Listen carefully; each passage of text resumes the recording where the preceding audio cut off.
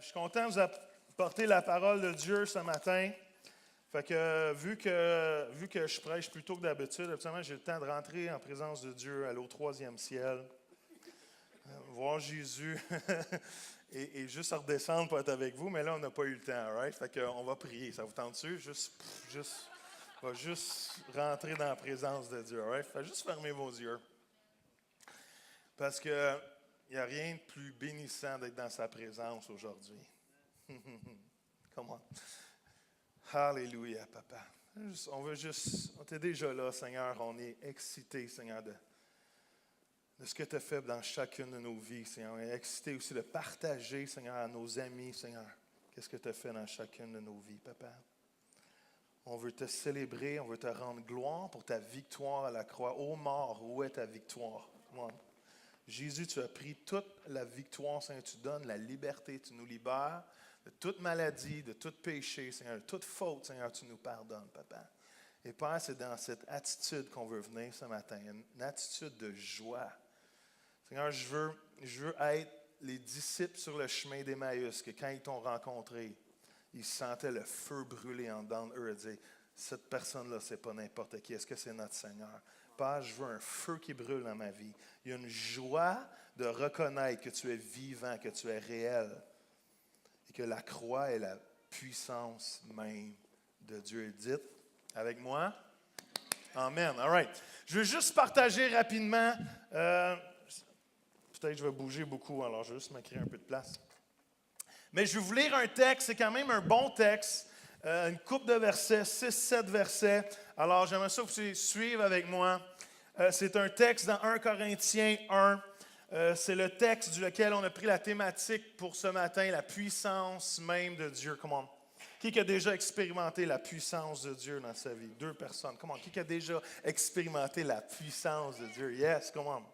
Alors, on lit ça ensemble. Êtes-vous prêts? Certes, cette histoire de croix paraît absurde à ceux qui courent à leur perte. Ils taxent de pure folie la doctrine d'un Christ crucifié, mais nous qui marchons dans la voie du salut, nous l'expérimentons comme la puissance même de Dieu. Qui dit amen à ça? N'est-il pas écrit, je confondrai la sagesse des sages, je réduirai à néant le savoir des intelligents, je détrônerai la raison des philosophes, je rendrai caduque la science des savants, ou encore, où est-il le sage, où est-il l'interprète de la loi? Oui, en fait, où sont-ils parmi vous, les philosophes, les érudits, les gens cultivés? Où se trouve le savant, le chercheur du temps présent? Oui, toute leur science se limite aux choses éphémères d'ici-bas.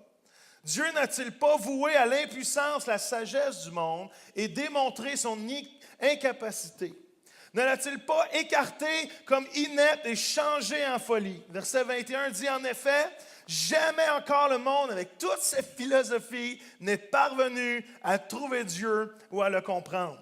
Là où Dieu s'est révélé dans sa sagesse divine, le monde, par le moyen de la sagesse, ne l'a pas reconnu. Il n'a su tirer profit ni de la sagesse divine, ni de la sienne propre pour acquérir la connaissance de Dieu.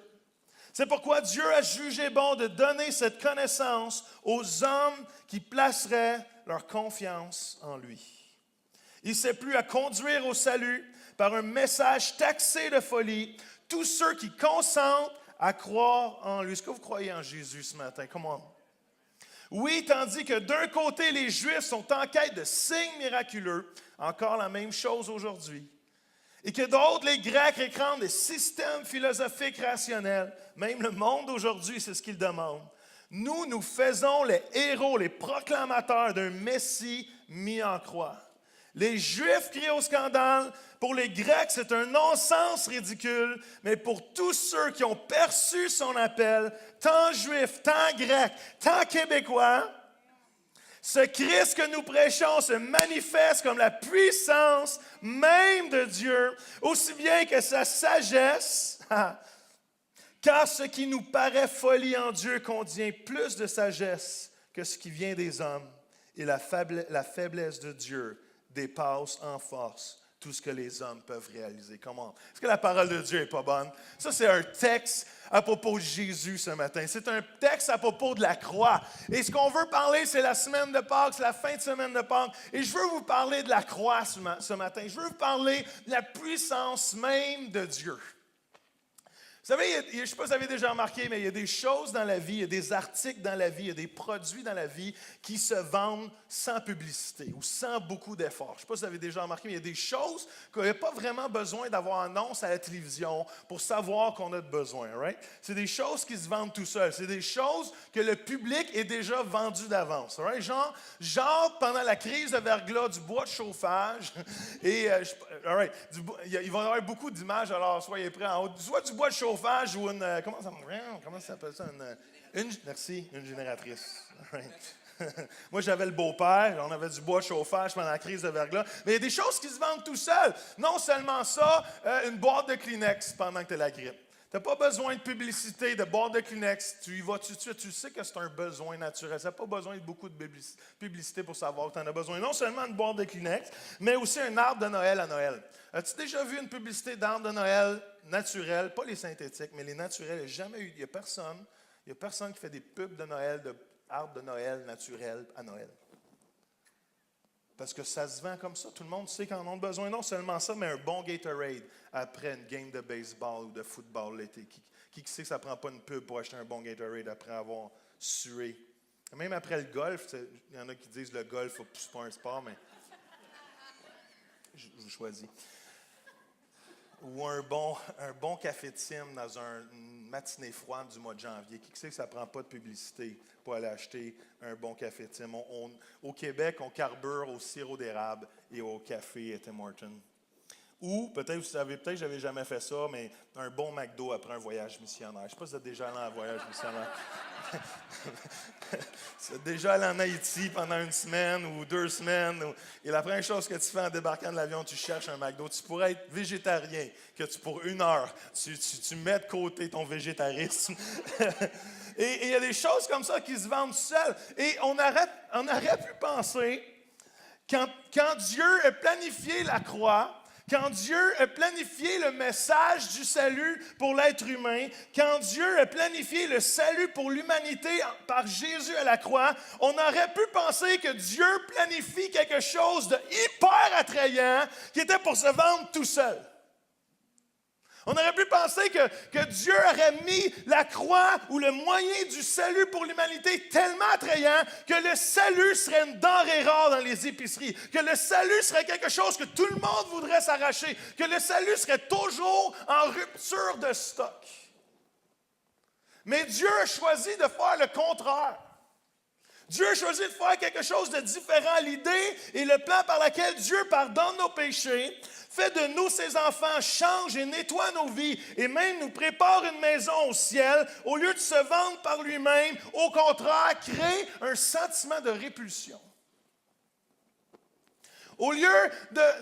On aurait pu penser que Dieu voulait tellement qu'on accepte son salut, que Dieu aurait fait comme la crème glacée au chocolat favori, il l'aurait mis dans du chocolat pour être sûr que tout le monde accepte son plan de salut, que tout le monde accepte la croix. Mais Dieu a choisi de faire le contraire. Dieu a choisi que la croix soit comme une grosse pilule à avaler quand tu as mal à la gorge.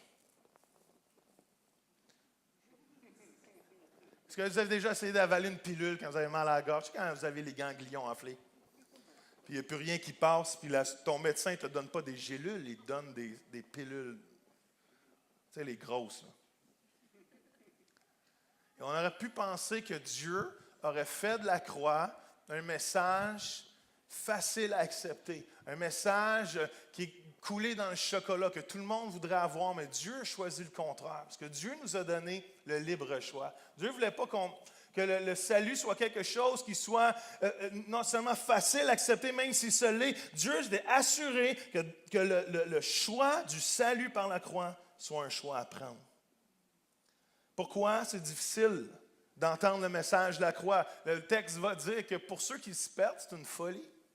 Pour ceux qui ne comprennent pas le message de la croix, c'est une folie, c'est même l'impuissance selon les Juifs. Mais pour ceux qui croient, Pour ceux qui ont reçu le salut, la croix, le message de la croix, le message de Jésus mort et ressuscité pour chacun de nous, pour le pardon des péchés et la puissance même de Dieu. Comment? Si vous voulez expérimenter la puissance de Dieu, il y a juste un chemin et c'est de passer à travers la croix et accepter son message. Le message de la croix est une offense à la sagesse humaine, une offense à l'orgueil humain et un non-sens à l'intelligence humaine. Et c'est en plein ce que Dieu y voulait. Dieu n'a jamais désiré que la croix se vende si facilement. Au contraire, la croix est un défi, est une offense à tout ce que l'être humain s'accroche dans la vie, la philosophie, la science, la connaissance. Tout ce qui sort de l'être humain pour essayer d'atteindre Dieu, la croix est une offense à tout ce que l'être humain ne pourrait pas sortir de lui-même pour essayer d'atteindre Dieu. Est-ce que ça fait du sens? C'est pour ça des fois que le message de la croix n'est pas si facile que ça à avaler. Pourtant, c'est un message que certains traitent d'inactuel pour aujourd'hui, de pure folie selon nos philosophies et selon les Écritures, le plus grand message que cette terre aura jamais porté. Comment? Le message de la croix est la puissance même de Dieu. Je veux que ça rentre dans vos cœurs, pas juste dans votre tête. Le message de la croix est la puissance même de Dieu. Pourquoi vous pensez que le message de la croix est encore prêché encore 2000 ans plus tard? Soyons francs, le message que Dieu utilise pour pardonner le péché, sauver nos âmes, renouveler nos pensées, transformer nos cœurs, guérir nos vies, soulager nos peines, est et sera toujours le message de la croix. Comment? La croix en Jésus est notre seul espoir. La croix de Jésus est le seul espoir pour vivre la vraie paix, la vraie joie, la vraie vie, le vrai réconfort, le vrai amour. Comment? Le message de la croix est le seul message, le plus puissant message que cette terre a jamais porté. Et ça dit que ceux qui font confiance à ce message-là, c'est ceux qui vont expérimenter la puissance de Dieu. Je vous demande juste quelque part d'ouvrir votre cœur ce matin et juste d'ouvrir votre cœur à l'idée de faire confiance au message de la croix. Peut-être que le monde aujourd'hui, comme les Juifs du temps ou les Grecs du temps, le trouvent le message de Jésus-Christ une pure folie. Peut-être que les érudits de ce monde, les scientifiques de ce monde, les parleurs, les chercheurs de ce monde, qui abordent la vie par leur propre force, trouvent le message de Jésus-Christ une folie. Mais pour ceux qui ont vécu la puissance de Dieu, c'est le message ultime. Comment? C'est notre message. Si vous avez mis votre confiance en la croix, un jour il dit, je fais confiance au message de Jésus. Je fais confiance qu'il est mort et ressuscité pour mes péchés. Vous expérimentez la puissance même de Dieu. Peu importe ce que le monde vous dit, il n'y a rien qui peut vous enlever votre expérience de Dieu. Qui dit Amen? Come on! Il n'y a rien qui peut vous enlever votre expérience. C'est vrai que le message de la croix n'est pas toujours un message facile à accepter, parce que la croix est un choc à nos sens. Aujourd'hui, la croix a été désensibilisée, right? Et il y a d'autres images qui vont venir.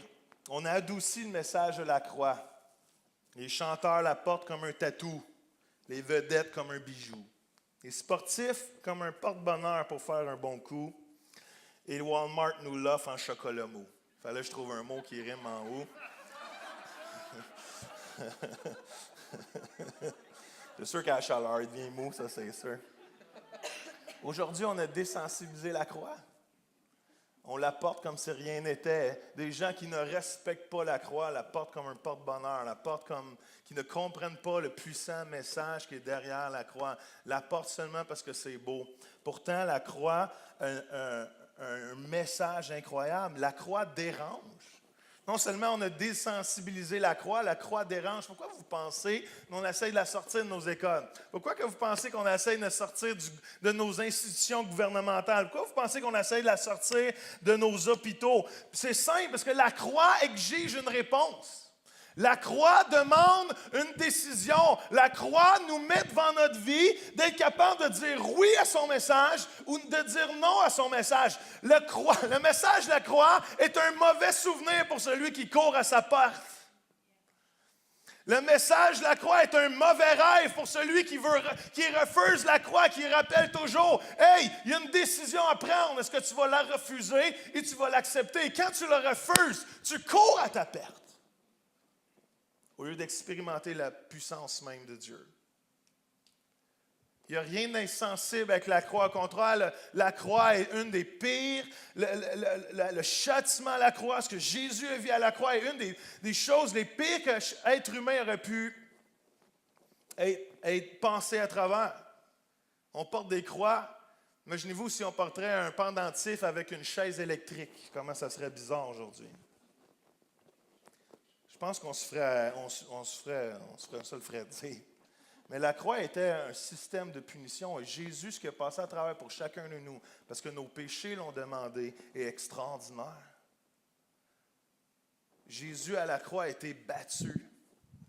Jésus à la croix a été flagellé. Jésus à la croix a été percé. Jésus à la croix, on lui a mis une couronne d'épines. Jésus à la croix, on lui a tiré la barbe. Jésus à la croix, on lui a craché dessus. Jésus à la croix, on l'a fait souffrir. Même Jésus est mort d'asphyxie. C'est une des pires morts. Il y a un écrivain du 1er siècle, il a dit ceci, il a dit « J'aurais aimé que la pensée de la croix ne passe jamais dans la tête d'aucun Romain. » Tant qu'il y avait de souffrance à la croix. Il n'y a aucune raison de désensibiliser la croix à ce que Dieu a fait à la croix pour chacun de nous, parce que le prix que Jésus a payé est immense.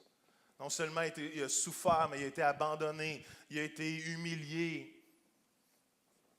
Et tout ça, Jésus l'a fait parce qu'il nous aimait. Il a porté le poids de nos fautes, il a porté le poids de nos péchés. Vous savez ce qui a gardé Jésus à la croix? C'est une de mes phrases préférées, je le dis presque à tous les pentes. Ce qui a gardé Jésus à la croix, ce n'est pas les clous, c'est son amour pour chacun de nous.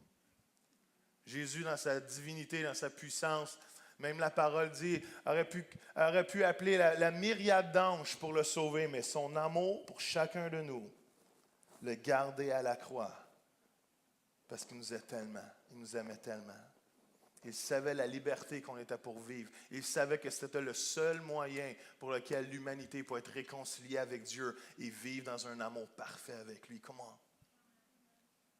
Le message de la croix est un non-sens pour le monde d'aujourd'hui, mais la puissance pour ceux qui l'acceptent. Comment? Je ne sais pas si on peut mettre la prochaine image, mais la croix, c'est comme un accident violent. Je ne sais pas si vous avez déjà été sur la scène, un accident violent. Mais la croix, c'est ce genre d'expérience-là. Au moment que vous allez arriver à une scène violente d'accident comme ça, le premier sentiment qui va vous arriver, ça va être un sentiment de respect. Ça va être un sentiment de... À voir les autos, il y a probablement quelqu'un qui a perdu sa vie dans cet accident-là. Si vous arrivez sur une scène d'accident comme ça, vous allez avoir un décorum, vous allez avoir un sens profond que quelque chose de grave est arrivé. Vous allez probablement être sous le choc que ça aurait pu vous arriver à vous. Et savez-vous quoi? La croix a le même message. La croix est si violente. La croix même est difficile à regarder. Ce que Jésus a souffert pour chacun de nous est même pour certains une violence inutile. Mais si on réalise le message de la croix, quand on va passer devant, on va avoir un sens de respect parce que quelque chose de grave est arrivé à la croix. Comment? Quelque chose de puissant est arrivé à la croix. On va avoir un moment solennel. Il y a quelque chose d'important qui est arrivé à la croix. La croix, elle a un message tellement fort pour nous arrêter dans notre chemin et nous faire dire que c'est passé quelque chose de tellement important, de tellement fort, de tellement grave que ça nous arrête dans nos pas et qu'on puisse réaliser, est-ce que ce message-là vaut la peine d'être entendu? Comment?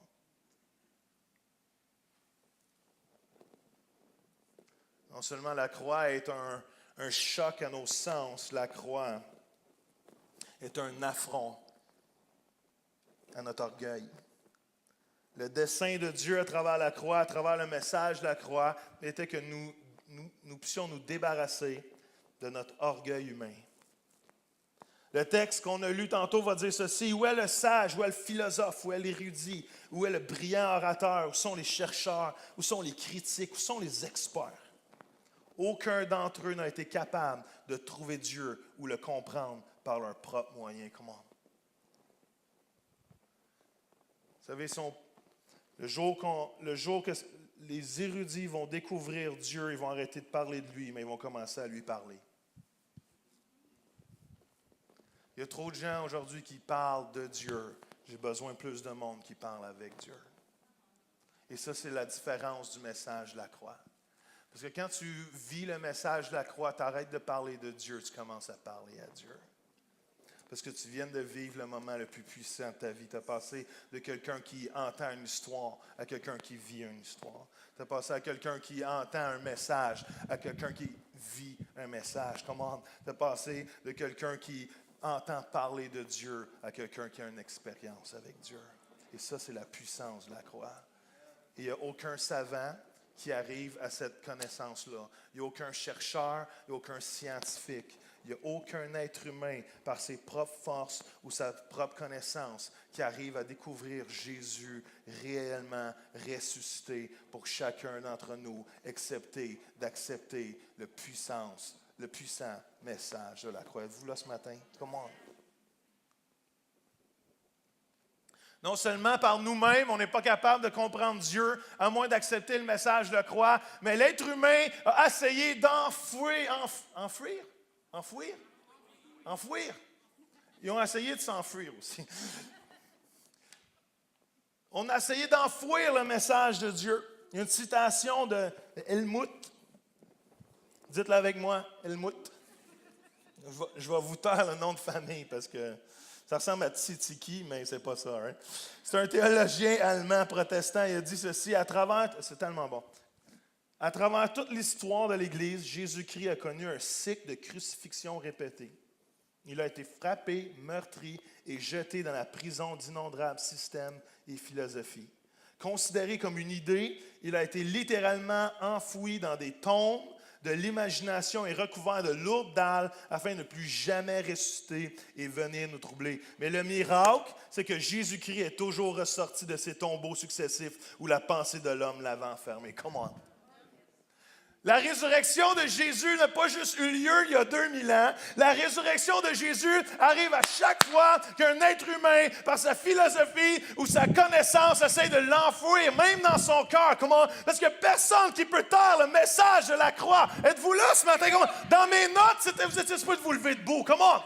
Il n'y a personne qui est capable d'enterrer le message de la croix. Ça fait 2000 ans qu'on essaie de brûler des Bibles. Il est encore le livre le plus vendu sur la planète. Comment? On essaie de l'enterrer devant des mensonges, devant des philosophies. Mais à chaque fois, la vérité de Dieu se révèle encore plus pour que 2000 ans, l'Église de Jésus-Christ n'a jamais été aussi puissante et vivante sur la planète. Comment?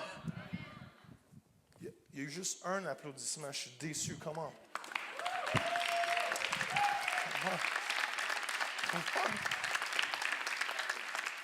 Est-ce que vous réalisez ce que je suis en train de dire? Ce n'est pas juste un brillant orateur.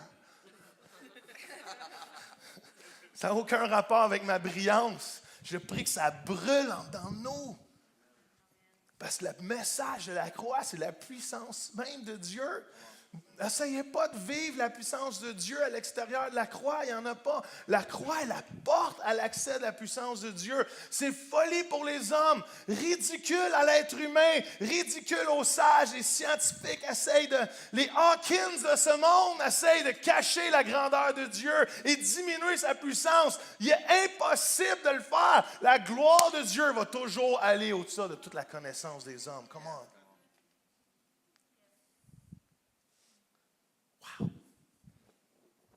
Je retourne voir mes notes.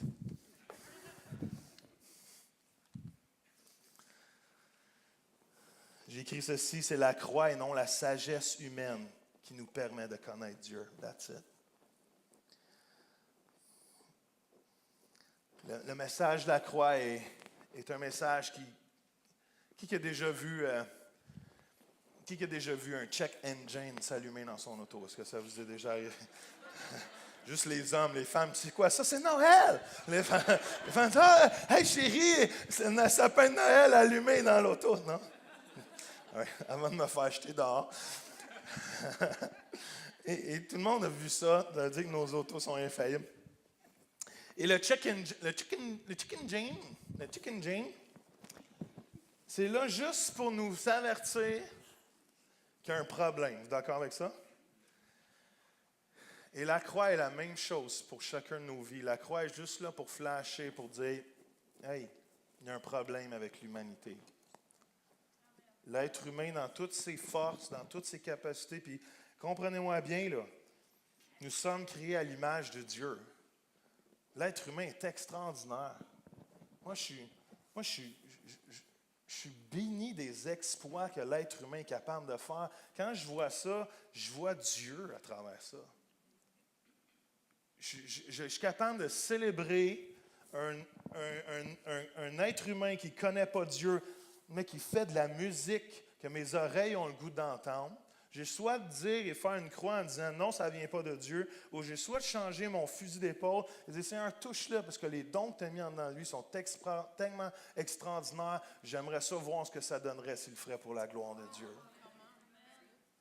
J'ai le choix de chialer sur tous les gens qui ne connaissent pas Dieu, qui ont des grands talents, ou de dire, Seigneur, mets quelqu'un sur leur chemin, parce que c'est déposé entre l'être humain. C'est tellement extraordinaire, c'est tellement merveilleux. Imagine-toi si on tournerait ça pour ta gloire à chaque moment de nos vies. Ce serait tellement extraordinaire. Il y a des leaders qui ne connaissent pas Dieu, que je célèbre, parce que Dieu a mis des dons de leadership. Imaginez-vous si l'Esprit de Dieu serait en eux. Au lieu d'être frustré après eux, de faire ce que j'aimerais qu'ils s'attendent, que je m'attendrais qu'ils fassent. Je prie que Dieu envoie des gens sur leur chemin à la place. Mais Dieu a créé l'être humain d'une façon merveilleuse, extraordinaire, débile. Mais le problème, c'est vous quoi? Il n'y a rien qui fixe le cœur de l'homme. Et le péché qui rentre dans chacune de nos vies, excepté la croix de Jésus-Christ. Il n'y a rien d'autre qui fixe l'homme. Il n'y a rien qui purifie mon cœur, excepté la croix de Jésus. Il n'y a rien qui me guérit dans mon âme, excepté la croix de Jésus. Il n'y a rien d'autre. Il n'y a rien d'autre. Il n'y a rien qui me donne la vraie vie, excepté la croix de Jésus. Êtes-vous là un matin? C'est le plus beau message que cette terre ait jamais porté.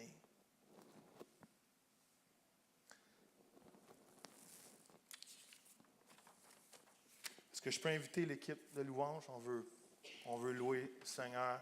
Sephora avec Sandra, on est bénis de vous avoir avec nous.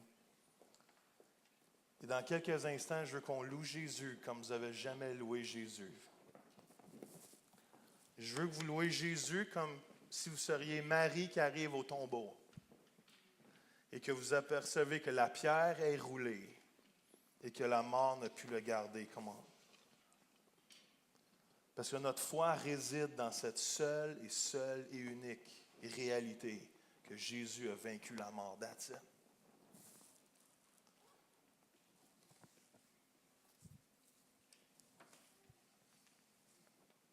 Voici le secret pour vivre la puissance de la croix, vue comme une folie à nos yeux. Verset 21 va dire, c'est pourquoi Dieu a jugé bon de donner cette connaissance, la connaissance de qui Dieu est, aux hommes qui placeraient leur confiance en lui. That's it. Le message de Dieu est tellement simple. Des fois, je crois qu'on complique le message de la croix. Je crois qu'on complique le message de devenir des enfants de Dieu. On a eu l'habitude, et des fois, même les gens qui ne connaissent pas Dieu voient l'Église ou voient le message de Jésus-Christ. On dit, moi, je ne veux pas aller là parce que je ne pourrais plus faire ça. Et on voit suivre Dieu comme une liste de règlements que je ne peux plus aimer la vie, au contraire. Au moment que tu vas découvrir le message de la croix, la puissance même de Dieu, ta vie ne sera jamais aussi excitante qu'elle va l'être à partir de maintenant. Et le message de la croix, le message du salut est simple. C'est de seulement faire confiance à Dieu. Le salut en Jésus-Christ, le pardon de nos péchés à la croix, la vie en abondance qu'il nous donne, est accessible dans un simple geste de dire, je fais confiance à Dieu. That's it. Je fais confiance que ce qu'il a dit est vrai. Je fais confiance que Jésus est mort et ressuscité, que les preuves physiques, les preuves archéologiques sont là. Non seulement les écrits de la Bible sont là pour nous prouver, mais tous les chercheurs sont capables de dire, à part ceux qui ne veulent pas le dire, Jésus-Christ est ressuscité. La mort n'a pu le garder. Et encore aujourd'hui, on trouve la même pensée que les Juifs avaient il y a 2000 ans, que la croix semble impuissante. La croix est un geste. Pourquoi Dieu ferait mourir Jésus à la croix pour nos péchés? Pour les Juifs, la croix était une des choses les pires. C'était une honte. C'est parce qu'ils n'avaient pas compris que la puissance de Dieu pourrait se révéler dans les choses les plus faibles qu'on ne pouvait pas imaginer. Encore aujourd'hui, il y a plein de Grecs, même au Québec, il y a plein de gens il y a plein de gens qui cherchent la sagesse, qui cherchent la connaissance, qui cherchent... la croix, même la croix, c'est une folie. Pourquoi ça arriverait? C'est érudit, ça n'a pas d'allure que Dieu voudrait nous sauver à travers un geste comme ça. Parce que l'être humain, dans sa pleine sagesse, n'arrive même pas au pied de la folie de Dieu. Comment? On pourrait tout cumuler l'intelligence humaine et jamais arriver sous les pieds de la sagesse de Dieu ou de la folie de Dieu. Est-ce que vous me suivez? Les plans de Dieu sont au-dessus de nos plans. Ses pensées sont au-dessus de nos pensées. Et dans sa grande sagesse, il a décidé de choisir un message qui peut être répugnant pour la majorité des êtres humains, mais que le jour qu'ils vont dire oui au message de la croix, vont vivre la plus belle expérience que vous pourriez jamais vivre. C'est de connaître que pour la première fois de votre vie, vous êtes vraiment vivant. Parce que l'Esprit de Dieu confirme que vous êtes l'enfant de Dieu. Ça, c'est le plus beau message de la croix. La croix, c'est une porte, et je vais finir avec ça. Je ne sais pas si on peut juste se lever debout parce qu'on va louer Jésus. La croix, c'est une porte. Je ne l'emmènerai pas en avant parce qu'il n'y aura plus de place, mais...